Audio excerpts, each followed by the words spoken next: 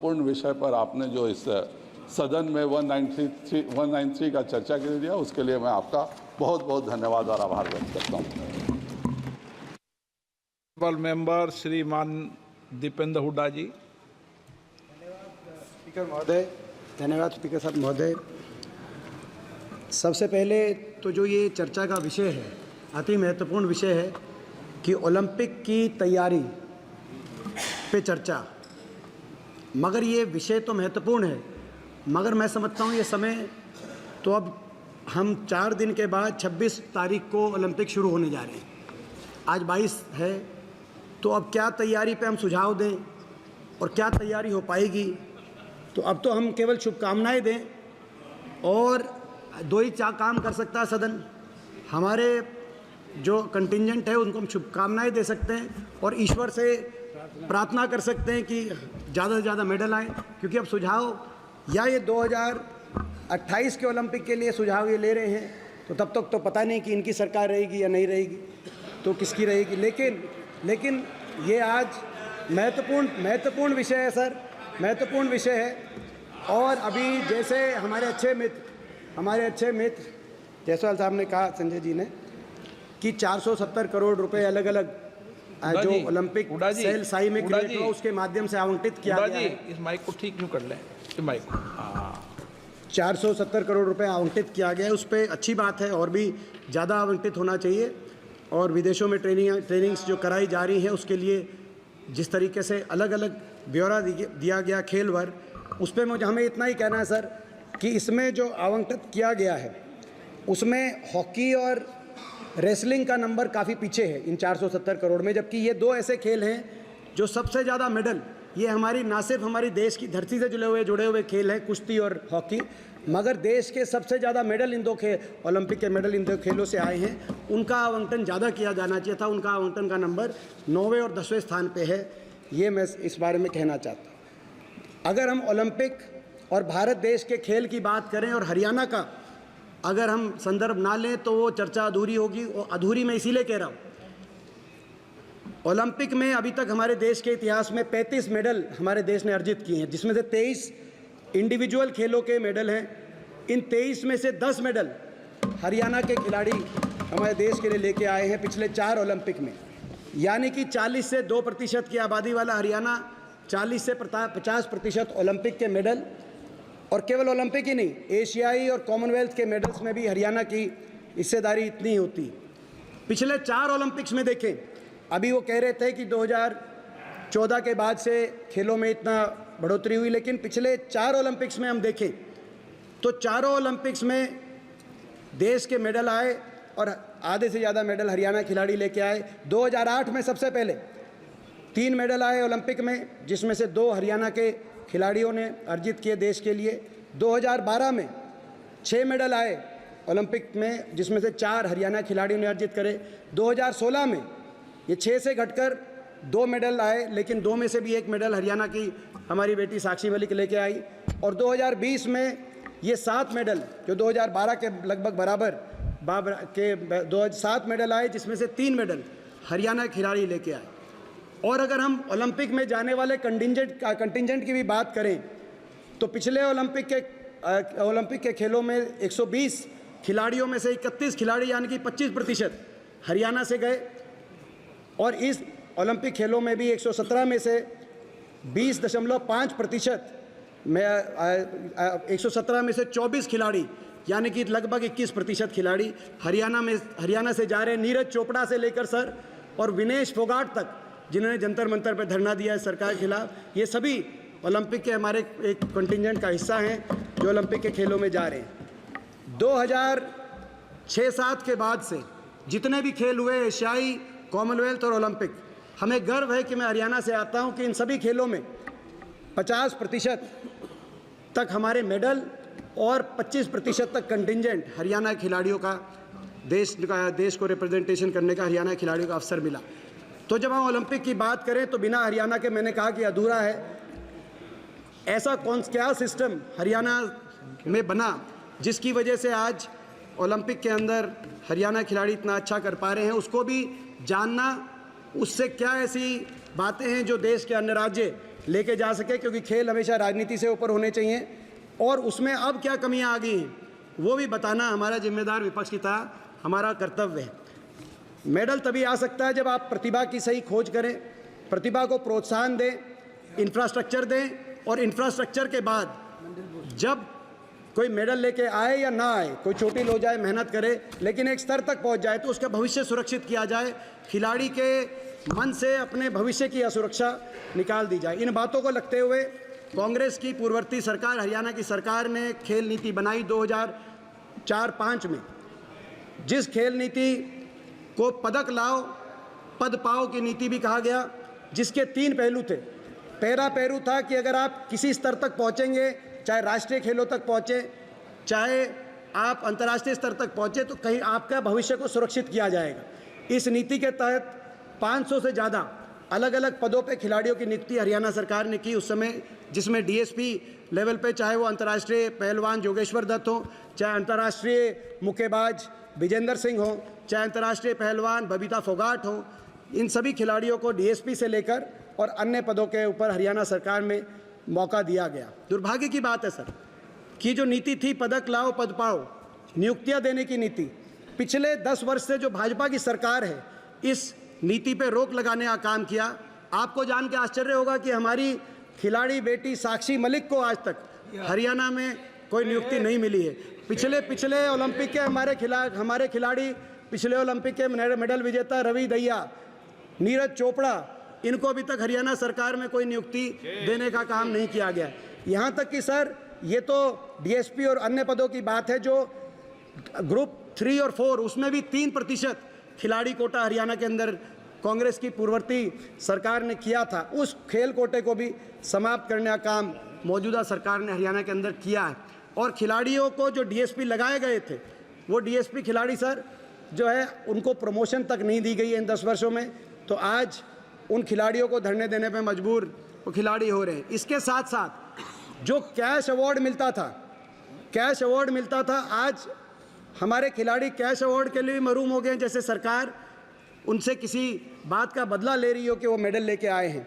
यहाँ तक कि 2021 के बाद से अभी तक आज की भास्कर की खबर आई है सर, भास्कर, दैनिक भास्कर के अखबार को जानो पता हो कि ये सरकार 193 का डिस्कशन लेके आएगी कि खेलों के पदक विजेता कैश अवार्ड से वंचित। 2021 के बाद से कैश अवार्ड दिए ही नहीं गए, और दूसरी ओर नेशनल और इंटरनेशनल वालों को तो आप अभी कह रहे हैं कि वंचित रखा है मगर देंगे, 2021 से वंचित हैं, लेकिन बाकियों को तो आपने बंद कर दिया। हम कांग्रेस की सरकार के समय जूनियर, सब जूनियर और यूथ गेम्स में भी जो मेडल लेके आते थे उनको भी कैश अवार्ड दिया जाता था। सर एक और पहलू इस सरकार ने, जो हमारे सरकार के समय जो नीति बनी थी, क्योंकि नीचे से प्रतिभा को खोजने की बात थी, तो एक पॉलिसी बनी थी स्पैट, जिस वजह से हरियाणा खिलाड़ी आज इतने आगे आए हैं। Sports and physical aptitude test, पहली क्लास से sir sports and physical aptitude test किया जाता था, जो भागने में, दौड़ने में और फिजिकल एप्टीट्यूड में जो बच्चे सबसे अग्रणी आते थे 10%, उनको मासिक पहली प्रोत्साहन राशि दी जाती थी। इसकी शुरुआत हरियाणा में हुई। सारे इस सिस्टम से बहुत खिलाड़ी आगे आ रहे थे। पहले सरकार जब भाजपा की आई सर हरियाणा में, पहले स्पैट का नाम बदल दिया स्पीड, और फिर स्पीड पे भी स्पीड ब्रेकर लगा के उसको समाप्त कर दिया सर। और सर ये इसमें और इसके तो कई ऐसे पहलू हैं सर, जैसे मैं उदाहरण दूं, अगर कोई हमारी एससी समाज से आने वाली कोई अगर खिलाड़ी बेटी अगर डिस्ट्रिक्ट लेवल पर या स्टेट लेवल पर पहुंचती थी सर, तो 40,000 प्रति वर्ष की उसको प्रोत्साहन राशि मिलती थी सर, ताकि एससी समाज से आने वाली बेटियों का खेलों में जो है ज़्यादा भागीदारी बने। सरकार ने आते ही 2016 में भाजपा सरकार ने एससी समाज की बेटियों को मिलने वाली इस प्रोत्साहन राशि को समाप्त करने का काम किया सर। ये मैं इसीलिए बता रहा हूँ। फिर एक मिनट आप फिर मुझे कहोगे मैं टोक रहा हूँ। वीडियो सर आप तो सर ये आपका अधिकार है सर टोकना, मगर हमारा अधिकार है बोलना सर। ये सिस्टम हरियाणा का स्पोर्ट्स सिस्टम सर कैसे आगे जाए सर, और उसी देश का जब आधे मेडल हरियाणा के स्पोर्ट्स सिस्टम से आ रहे हैं तो उस पर भी चर्चा हो सर। इसके साथ साथ इंफ्रास्ट्रक्चर भी मैं कहना चाहूँगा सर। हमारे समय 232 हरियाणा में राजीव गांधी स्पोर्ट्स स्टेडियम बने थे और 6 अंतर्राष्ट्रीय स्टेडियम कॉम्प्लेक्स बने। दुर्भाग्य से, और इन स्टेडियम्स में सर नर्सरीज और कोचेज़ ताकि हर स्पोर्ट्स स्टेडियम में, ग्रामीण स्पोर्ट्स स्टेडियम के अंदर किसी न किसी एक खेल की नर्सरी बने और उस पर हम ध्यान केंद्रित कर पाएँ। मगर मौजूदा सरकार ने सर वहाँ इन नर्सरीज़ को बिल्कुल ही नज़रअंदाज करते हुए पिछले 10 वर्ष में एक भी कोच की भर्ती हरियाणा के अंदर नहीं हुई सर। और जो स्टेडियम्स हैं उनकी दुर्दशा, रोहतक के स्टेडियम की, अम्बाला के स्टेडियम की सर दुर्दशा। और अम्बाला कैंट में तो सर एक ऐसा स्टेडियम है जो पिछले 7 वर्ष से कंस्ट्रक्शन जिसमें चल रही है, आज तक उसमें कंस्ट्रक्शन ही पूरी नहीं हुई। ऐसा सर व्यवस्था आप हरियाणा के अंदर देख पा रहे हैं सर। मैं ये भी इसमें कहना चाहूँगा कि जो खिलाड़ी है, खिलाड़ी का भविष्य सुरक्षित किया जाए, इंफ्रास्ट्रक्चर क्रिएट किया जाए, प्रतिभाओं को आगे निकाला जाए। इसके साथ साथ एक बहुत बड़ी बात होती है सम्मान, खिलाड़ी को सम्मान मिले। सर आज अगर हमारे खिलाड़ी दुनिया में जाकर दूसरे देशों के खिलाड़ियों से लड़ेंगे अपने देश का झंडा उठाने के लिए, तो उनको सिस्टम से लड़ना ना पड़े, उनको अपनी सरकार से लड़ना ना पड़े। आप विनेश फोगाट को क्या कहेंगे सर जब वो ओलंपिक में जाएगी हमारी बहन? सर कितने महीनों तक इन बेटियों को अपनी सरकार और सिस्टम से लड़ना पड़ा सर। सुप्रीम कोर्ट ने कहा, उसके बाद एफआईआर हुई नहीं, सरकार ने एफआईआर भी नहीं करी। जो बेटियों से छेड़छाड़ के मामले में क्या कारण था सर, हमें नहीं पता क्यों एफआईआर नहीं की गई। क्या वो स्पोर्ट्स फेडरेशन के अध्यक्ष थे या वो भाजपा के सांसद थे, सत्तारूढ़ दल के? जो भी कारण रहा सर, इस तरह की बात होनी नहीं चाहिए सर। खिलाड़ियों को तो सम्मान, जिन खिलाड़ियों जब वो मेडल लेके आते हैं सर, उन खिलाड़ियों के साथ फ़ोटो खिंचवाने के लिए सर सरकार के मंत्री एयरपोर्ट पे पहुंच जाते हैं सर। लेकिन उन बेटियों के साथ अगर कुछ गलत हो गया सर, और एक नहीं सर 6 ओलंपिक विजेता बेटियां, और वो धरने में बैठी हैं सर, उन धरने के वो मेडल के जब जीत के आई थी, जो उनके साथ फ़ोटो खिंचवा रहे थे सर, वहाँ पर जाकर सर किसी ने उनकी बात तक नहीं सुनी। और यहाँ तक सर यहाँ तक सर आप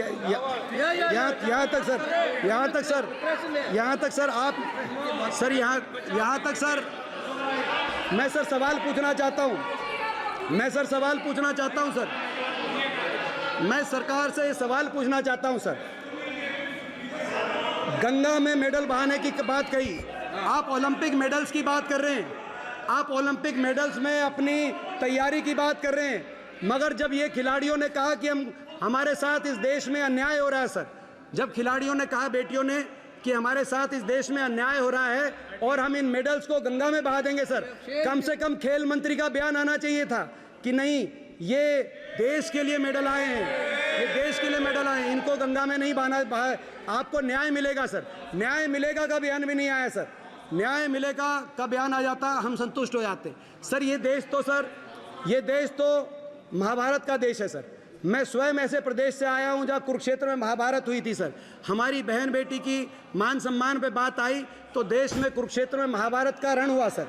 लेकिन मैं सरकार से पूछना चाहता हूं कि हमारी बहन बेटियों की जब मान सम्मान की बात आई क्षेत्र में होता था, ये सभी जगह पे मैं सर ये भी एक और आपको मैं कहना चाहता हूं सर।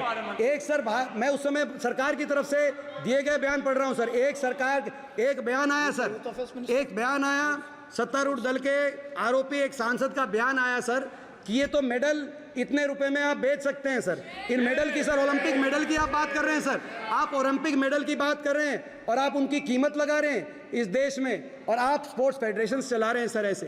तो सर इस पर प्रश्न उठेंगे। हरियाणा के अंदर सर खेल मंत्री, सर हरियाणा खेल मंत्री जिनको सर जो है खुद स्वयं जो पहले हॉकी के हमारे प्लेयर थे, हम उनका मान सम्मान करते हैं सर, वो खिलाड़ी हैं, उनको हरियाणा में भाजपा सरकार में खेल मंत्री थे। उनके ही महकमे की सर, उनकी महकमे की एक जूनियर कोच ने सर, एक हमारी अंतर्राष्ट्रीय खिलाड़ी ने उन पे आरोप लगाया कि खेल मंत्री ने उनके साथ दुर्व्यवहार किया है सर। उसके बाद भाजपा की तरफ से यह है कि वो हमने जब मांग करी कि इन खेल मंत्री को हटाया जाए, इनको बर्खास्त किया जाए सर, तो ये कहा गया कि इन्हें खेल मंत्री रहेंगे सर। उनको मंत्री रखा, और जिस बेटी ने सर हरियाणा खेल मंत्री की मैं बता रहा हूँ, जिन बेटी ने उन खेल मंत्री पे जो आरोप लगाया था उनकी एक ना सुनी गई। एक मिनट माननीय सदस्य, हम एक मिनट इस सदन के अंदर ये परंपरा रही है, हम किसी राज्य की विधानसभाओं की चर्चा न करें और अन्य सदन की चर्चा नहीं करें। आप वरिष्ठ सदस्य सर, ये जो सारे जो मैं खेल मंत्रालय से, भारत सरकार से और ओलंपिक के मेडलिस्ट की बात कर रहा हूँ। और सर ओलंपिक और खैर, मगर मैंने आपने जो बात की उस बात को मैं आगे बढ़ते हुए सर, तो मेरा संदर्भ था सर, खिलाड़ियों को मान सम्मान, उचित प्रोत्साहन, प्रतिभा की खोज के साथ साथ उनकी भविष्य की सुरक्षा की जब तक नीति बनने की बात नहीं होगी, क्यों हरियाणा आज देश के आधे से ज़्यादा मेडल लेके आ रहा है हर खेलों में पिछले 10 वर्ष से नहीं, 2008 के बाद से, जो मैंने आपको बताया, ये तो रिकॉर्ड की बात है, आप झुठला नहीं सकते कि 2008 के ओलंपिक में कितने मेडल आए, 2012 के ओलंपिक में कितने मेडल आए, तो क्यों हरियाणा के खिलाड़ी ला रहे हैं, तो कुछ ना कुछ उस नीति में अच्छी बात होगी जिसको आप समझें, अपनाएं, हमें खुशी होगी। आपने कुछ अच्छा कार्य किया, हम भी उसकी सराहना करेंगे, क्योंकि खेल और खिलाड़ी ये हर बात की राजनीति से ऊपर होने चाहिए। लेकिन आज दुख होता है सर, जिस हरियाणा में नारा था जय जवान जय किसान जय पहलवान जय नौजवान जय संविधान का नारा हम देते थे, आज उस हरियाणा के नौजवान भारतवर्ष का झंडा सीमा पर ऊंचा करने की बात करते थे सैनिक बन के, वहाँ आप अग्निवीर योजना ले आए और दुनिया के पोडियम पे जाकर राष्ट्रगान बजवाकर झंडा ऊंचा करने की बात करते थे खिलाड़ी बनकर। आज वो हरियाणा जो खेलों में नंबर 1 था सर, वो आज नशे में नंबर 1 बन गया। इस बात का हमें बहुत ही इस बात की पीड़ा है। मगर सर ये हरियाणा में जो हम निराशा के साथ इस सरकार की खेलों के प्रति रवैया देख रहे हैं, लेकिन ओलंपिक पे सर, ये ओलंपिक की प्रिपरेडनेस पर जो ये चर्चा की गई है, ये चर्चा अच्छा होता सर, ये अच्छा होता, ये चर्चा सर 1 साल पहले आती, अच्छा होता ये सब चर्चा। सर इनको क्या तकलीफ है सर, मैंने ऐसा क्या गलत कहा सर, मैंने ऐसा क्या गलत कहा सर, मैंने ऐसा क्या गलत कहा सर, हमने ऐसा कुछ गलत नहीं कहा, किसी को तकलीफ हो सर, इनको ऐसा लगता है सर ये मैं ऐसे हमें ऐसा लगता है सर, यही बात है सर, हमें ऐसा लगता है कि अगर कोई आरोपी भाजपा का सांसद या भाजपा का कैबिनेट मंत्री हो तो सर उसमें भाजपा को उस पे के पक्ष में नहीं आना चाहिए, क्योंकि हम इसमें जो है पूरी पार्टी उसके पक्ष में आगे खड़ी हो जाए, इस बात से हमें तकलीफ है सर। सत्तारूढ़ दल को उनके पक्ष में नहीं आना चाहिए, पूरी पार्टी को उनके पक्ष में नहीं आना चाहिए। किसी ने अगर खिलाड़ियों का शोषण किया है तो वो अपराध है, उस अपराधी को अपना जो है समझता हूँ कानून का सामना करना चाहिए, ये हमारा संदर्भ है। खिलाड़ियों का मान सम्मान करिए सर। एक कहा जाता था, एक कहावत, पढ़ोगे लिखोगे तो बनोगे नवाब, खेलोगे कूदोगे तो होगे खराब। एक कहावत थी चौहान साहब हंस रहे हैं, ये कहावत थी, हरियाणा की पूर्ववर्ती हुड्डा सरकार ने दिखा दिया उस कहावत को बदल के कि पढ़ोगे लिखोगे तो बनोगे नवाब, मगर खेलोगे कूदोगे तो भी बनोगे लाजवाब। तो ये कहावत को बदल के दिखा दिया। अब आपने दोबारा से आपने उस कहावत का दूसरा अर्थ कर दिया कि खेलोगे कूदोगे तो सरकार बीजेपी की सरकार हो जाएगी नाराज। आपने उस कहावत को दोबारा से मोड़ दिया। सर ये दोबारा से खेलोगे कूदोगे तो होगे लाजवाब, इसकी तरफ ये कदम बढ़ाएं, हम एक एक कदम पे आपका साथ देंगे सर। बहुत बहुत धन्यवाद। श्री संसदीय कार्य मंत्री जी।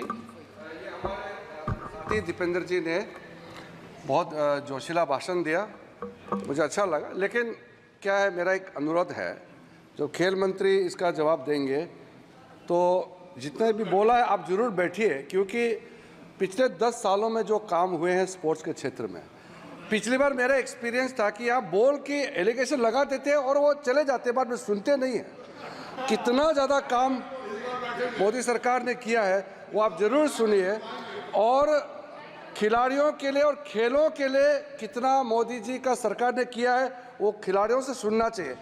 आप फेडरेशन का लड़ाई का यहाँ पे मत डालिए, यहाँ ओलंपिक का तैयारी और खेल को बढ़िए, ये जो फेडरेशन झगड़ा को यहाँ मत लाइए। सर अब सुनिए, देखिए सर, खेल संघ में, एक मिनट, खेल संघ जो स्पोर्ट्स फेडरेशन होता है उसमें पॉलिटिक्स होना ही है, क्योंकि वो चुनाव करके ही आप वहाँ प्रेसिडेंट सेक्रेटरी बन सकते हैं, वो रूल है। तो जब किसी भी स्पोर्ट्स फेडरेशन में चुनावी के माध्यम से ही प्रेसिडेंट सेक्रेटरी बनते हैं तो वहाँ तो 2 भाग होते ही है। वो पॉलिटिक्स को यहाँ लेके मत आइए। आपने फेडरेशन पॉलिटिक्स को यहाँ पे मिक्स किया है। ये ओलंपिक की तैयारी के बारे में बात कीजिए ना, जो खेल और खिलाड़ियों के लिए नरेंद्र मोदी जी ने जो किया है 75 साल में किसी सरकार ने नहीं किया है। आप आप यहाँ राजनीतिक भाषण मत कीजिए।